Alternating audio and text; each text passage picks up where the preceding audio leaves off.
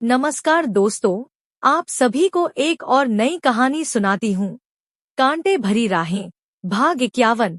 आप सभी से निवेदन करती हूँ कि हमारे चैनल को लाइक करें, शेयर करें, कमेंट्स करें और सब्सक्राइब कीजिए। सावित्री देवी कहती है, कोलकाता के सरकारी अस्पताल में जो कुछ हुआ है, ऐसे अपराध रोज कहीं न कहीं हो रही है। कोई भी प्रदेश या प्रांत अछूता नहीं रहा। अब तक कितने को सजा मिला।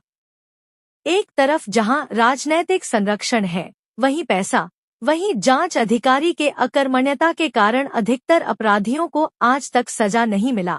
उल्टा उन्हें बड़े से बड़े पदों पर बिठाकर महिमान्वित किए जाते हैं। ऐसे में सरोज देवी कहती है, बेटा हमारे देश में कौन किसे सजा दिलाएगा।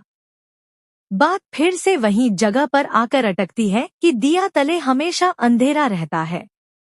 कोलकाता में जो घटनाएं हुई हैं, ऐसा लगभग हमारे देश के हर राज्य में हुआ है और रोज कहीं ना कहीं हो रही है। मगर ऐसा घटना अक्सर राजनीतिकरण के जाल में उलझकर रह जाती है और किसी व्यक्ति विशेष को सजा मिलने की बजाय राजनीतिक दांव पेंच के बीच लोगों को गुमराह करने की कोशिश करते हुए अपनी अपनी रोटी सेंकने की फिराक में रहते हैं।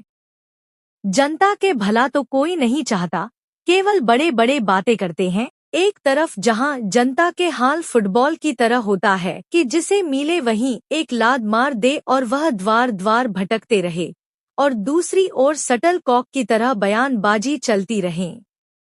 आजकल ऐसी घिनौनी घटनाएं सारे प्रदेशों में हो रही है, मगर ऊंचे पदों पर बैठे लोगों के तरफ से केवल बयानबाजी के अलावा कुछ नहीं देखा गया। न किसी को सजा मिली, न किसी सरकार पर एक्शन लिए गए। केवल दूसरे पार्टी के सरकार को गिराने की साजिश चलती रही। अब मणिपुर कहो, चाहे मध्य प्रदेश, उत्तर प्रदेश, महाराष्ट्र, कोलकाता, गुजरात, कर्नाटक कहो, सभी जगह पर यही कहानी है। यहाँ तक कि सैनिक जो देश के रक्षक है, जिनके कर्तव्य निष्ठा और ड्यूटी के कारण हम लोग चैन की नींद सोते हैं, उनके पत्नी, उनके बेटी बहू तक हमारे देश में सुरक्षित नहीं है। उस पर हमारे देश के सर्वोच्च पद पर बैठे लोगों के नींद कब खुलेगी, कब वो जागेंगे, कहना मुश्किल है। उनके नींद लेने की प्रक्रिया रावण के भाई कुंभकर्ण को भी हार मानने को विवश कर देगा। बहू दिव्या कहती है, एक तरफ तो हमारे देश में बेटियों को देवी के रूप में पूजन किया जाता है, उन्हें लक्ष्मी, देवी दुर्गा तथा सरस्वती के रूप में मान्यता देने की परंपरा है, वहीं उसी पावन भूमि पर उन्हें इस तरह से जलालत की शिकार होना पड़ता है जो सचमुच विरोधाभासी को उजागर करती है, जिनके संदर्भ में न केवल आम जनता, लोक सेवक तथा पदस्थ व्यक्ति, सभी के मानसिकता में सकारात्मक विचार रहना चाहिए, ताकि हम लोग गर्व से कह सकें कि हमारा देश भारत भूमि सचमुच महान है, यहाँ के लोग भी महान है।